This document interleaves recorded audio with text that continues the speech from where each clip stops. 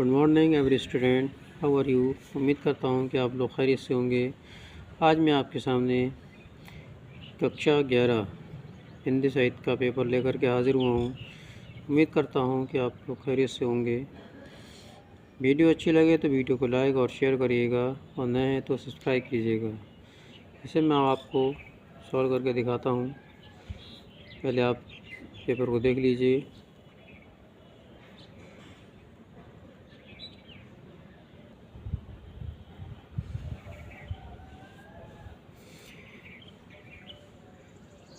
Video अच्छी लगे तो वीडियो को लाइक और शेयर जरूर करिएगा और नए हैं तो सब्सक्राइब कीजिएगा।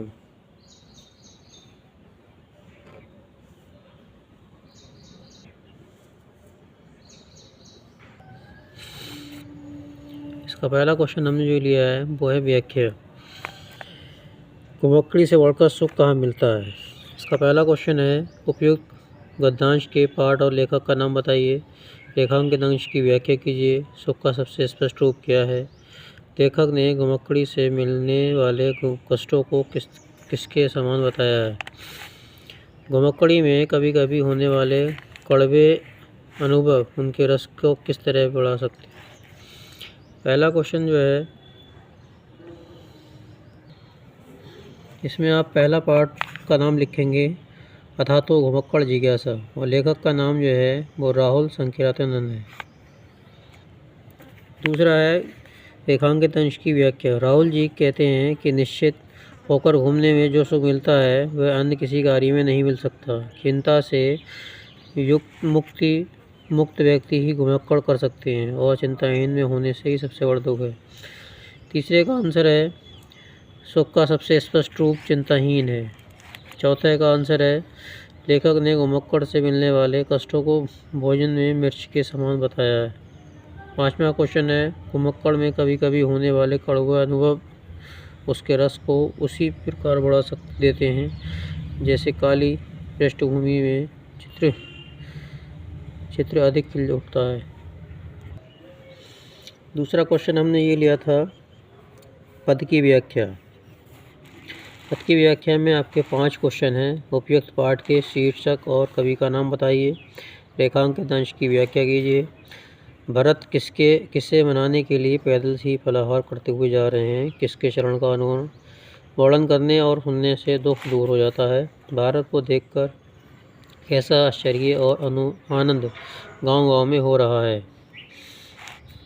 पहला जो क्वेश्चन था उसका नाम जो है शीर्षक जो है वो भारत महिमा है। कवि का नाम गोस्वामी तुलसीदास है और संदर्भ जो है इसका है प्रस्तुत पद गोस्वामी तुलसीदास द्वारा श्री रामचरितमानस से हमारी पाठ्य पुस्तक के पद खंड से संकलित भारत महिमा शीर्षक काव्यांश अद्भुत है।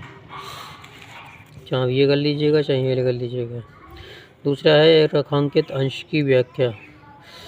उस दिन वही ठहर का दूसरे दिन प्रातःकाल की रघुनाथ जी का स्मरण करके भरत चले। साथ ही लोगों को भी भरत जी के समान ही भारत श्री रामचंद्र जी के दर्शन की लालसा बढ़ी हुई। इसीलिए सभी लोग शीघ्रगति श्री राम के समीप पहुंचना चाहते हैं। तीसरे का आंसर है भरत राम को मनाकर अयोध्या वापस लौटा जाने के लिए पैदल ही फलाहार करते हुए चित्रकूट जा रहे हैं। भारत के प्रेम भक्ति भ्रात स्नेह का सुंदर वर्णन करने और सुनने से दुख हो जाते हैं। पांचवें का आंसर है भरत को देखकर ऐसा आश्चर्य गांव-गांव में हो रहा है मानो मरुभूमि में कल्पतरु उग आया हो। अगला क्वेश्चन जो लिया है वो हमने है भारतेंदु हरिश्चंद्र की जीवन परिचय। भारतेंदु हरिश्चंद्र खड़ी बोली हिंदी गद्य के जनक माने जाते हैं। इन्होंने हिंदी साहित्य की विवेचना और नई दिशा प्रदान की। भारतेंदु हरिश्चंद्र का जन्म काशी के एक संपन्न और प्रसिद्ध वैश्य परिवार में सन 1850 ईस्वी में हुआ था। इनके पिता गोपाल चंद्र काशी के सुप्रसिद्ध सेठ थे जो गिरधा प्रसाद उपनाम से ब्रज भाषा में कविता लिखा करते थे। भारतेंदु जी ने काव्य प्रतिभा बचपन से ही विद्यमान थी। ये लिखने का इसके बाद में आपको यहाँ से लिख दीजिएगा। भारतेंदु की आरंभिक शिक्षा घर पर ही हुई।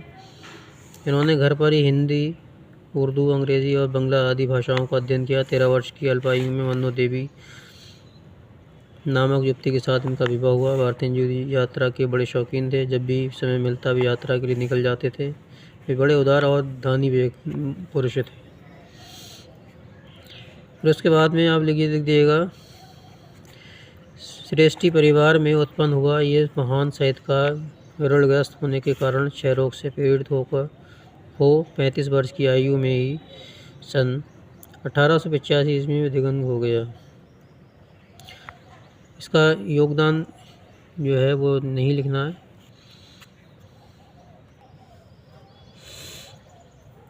भारतेंदु जी ने एक यशस्वी संपादक के रूप में कवि वचन सुधा 1868 ईस्वी में और हरिश्चंद्र मैगजीन 1873 ईस्वी पत्रिकाओं का संपादन किया, जिससे हिंदी साहित्य के विकास का मार्ग प्रदर्शित हुआ।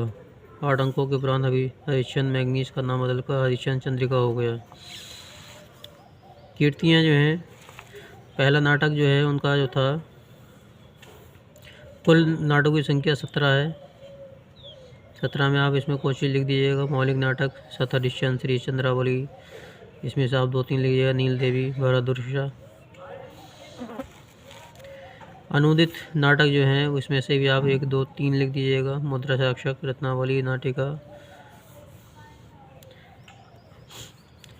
निबंध संग्रह सलोचना, मलालता, लीलावती, दिल्ली दर्पण। और इतिहास में अग्रवालों की उत्पत्ति, महाराष्ट्र देश के इतिहास और कश्मीर सुषमा हुई थी। यहीं तक आपको लिख देना।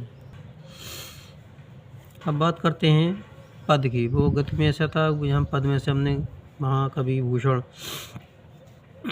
कवि वर भूषण का जन्म संवत 1670 ईस्वी में या सन 1613 ईस्वी में कानपुर जिले के तिरुवापुर यानी तिक्रमपुर ग्राम में हुआ था। इनके पिता पंडित रत्नाकर त्रिपाठी संस्कृत के महान विद्वान एवं भाषा के अच्छे कवि थे। ये कन्या को भी ब्राह्मण थे।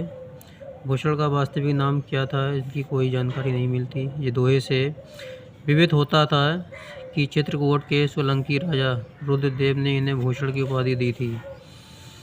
कदाचित कालांतर में ये भूषण नाम इतने विख्यात हुआ कि उनका वास्तविक नाम ही विलुप्त हो गया। इनके जीवन का प्रारंभिक चरण आक्रामकग्रस्त हो गया, परंतु भावी के एक कटु व्यंग से इनका जीवन बदल गया। ये मरमत होकर घर से निकल गए। कहाँ गए, कैसे रहे, इनका कुछ पता नहीं चला। जब ये 10 वर्ष के बाद लौटे तो इनके पंडित एवं कवित्व शक्ति का पर्याप्त विकास हो चुका था। इनका राजश्रमों के उत्तर विकास होता रहा। उसके बाद आपको यहाँ से लिख देना है, इन दोनों में भूषण का पर्याप्त सम्मान संवत 1772 ईस्वी सन 1716-15 ईस्वी के लगभग इनकी मृत्यु हुई।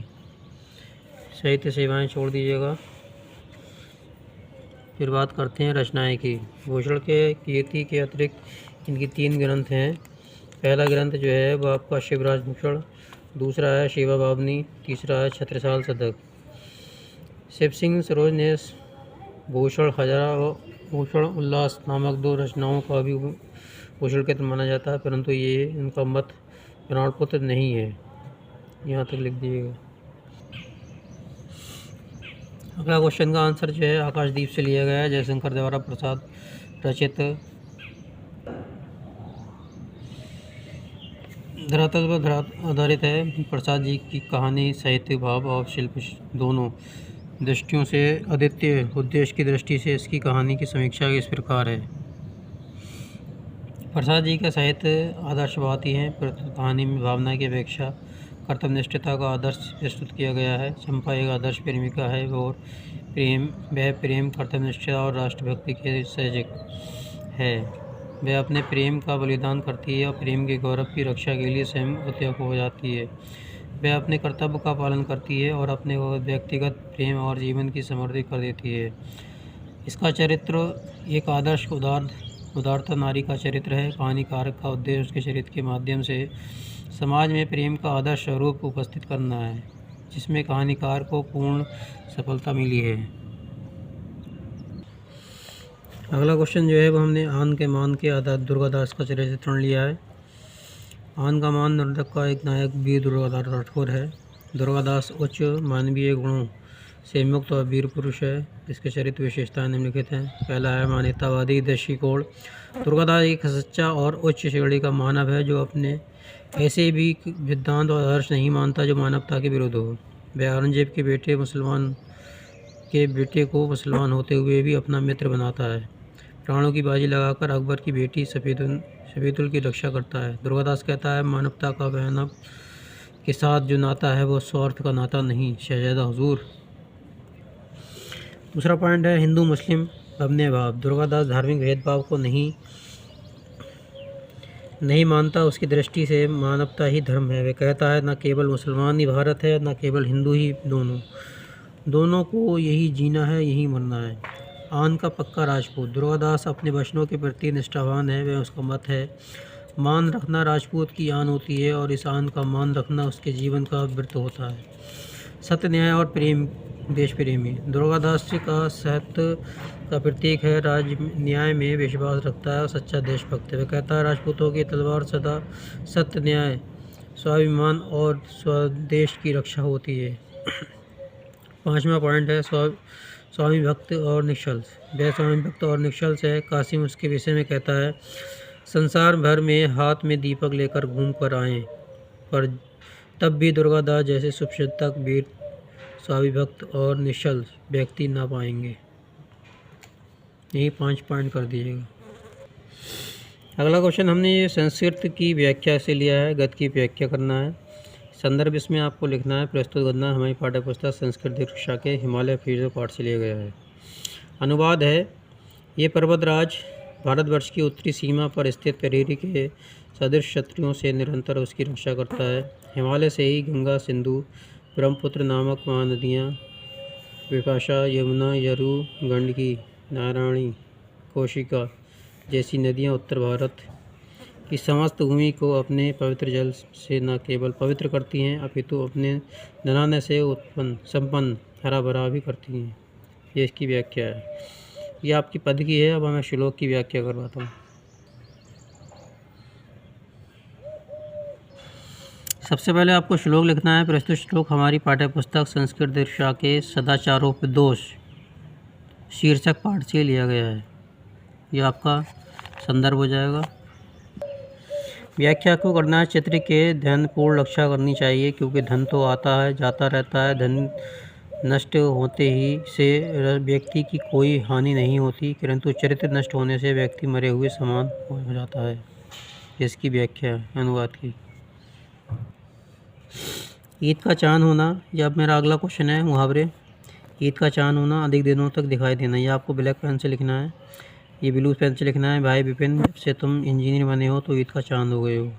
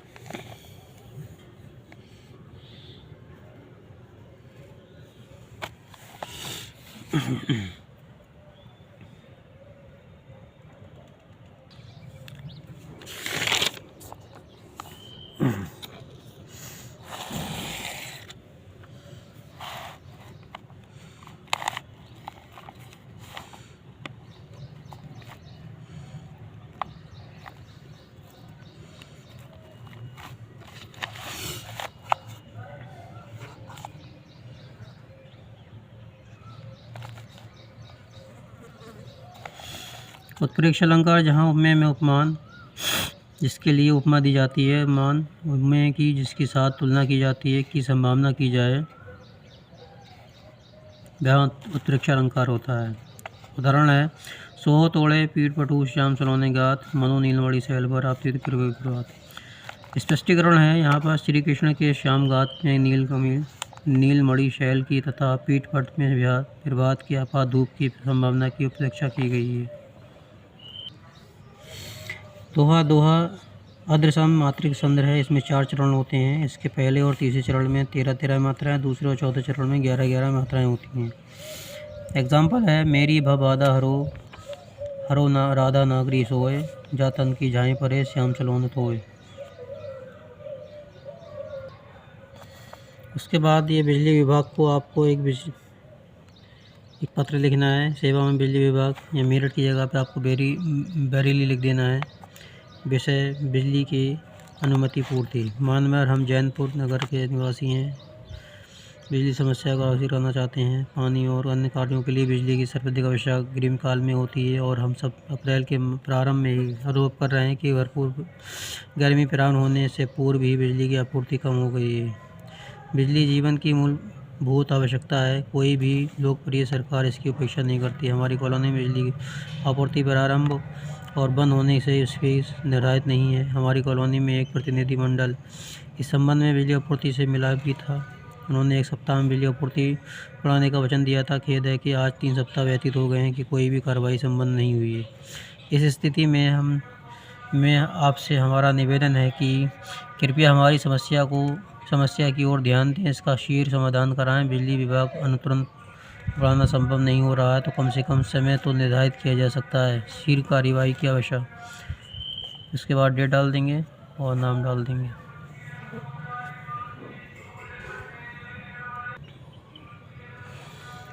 उसके बाद ये आपको निबंध लिखना है। बड़े बेटियां बड़े बेटियां प्रस्तावना में है। इसको आपको छोटा कर लिएगा, मैं आपको यहाँ पर दिखा दे रहा हूँ। छोटा आपको थोड़ा काट कर लीजिएगा क्योंकि ये बहुत बड़ा है। इसमें से घटाकर आपको इसमें कर लेना है। थोड़ी देर में रोक दे रहा हूँ। फिर दूसरे पॉइंट में जो है योजना के उद्देश्य, इसमें से भी आपको कुछ काट लेना है।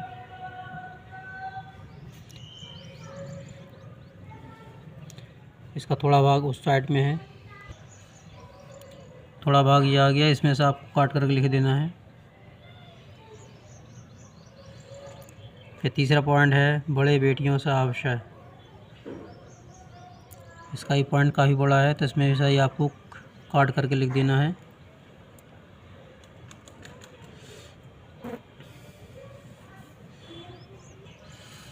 फिर ये नीचे थोड़ा पॉइंट है, यहीं तक कर लीजिएगा। इसमें से भी आपको छोटा कर लेना है क्योंकि मैं अगर बोलता तो ये बहुत लंबी वीडियो हो जाती, इसलिए मैंने आपको यहाँ पर रोक करके दिखा दिया है। तो ये वीडियो आपको कैसी लगी इसको लाइक और शेयर करिएगा। नए हैं तो सब्सक्राइब कीजिएगा।